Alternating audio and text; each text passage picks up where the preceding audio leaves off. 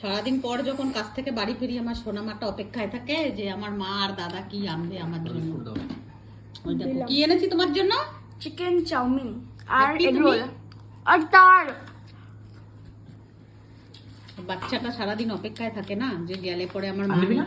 তো খার নিশ্চয়ই কিছু আনবে। আমি খাবো, তুমি তো পুরোই শেষ করে দেবো। সুন্দর, কেমন বানিয়েছে রে হ্যালো, আমার সোনা মায়ের জন্য, আমার বাচ্চা মাটা। তোর কি মনে হয় যে তোর বাপিকে মিস করিস, সেটা কি দাদা মা পূরণ করতে পারছে একটু হলেও?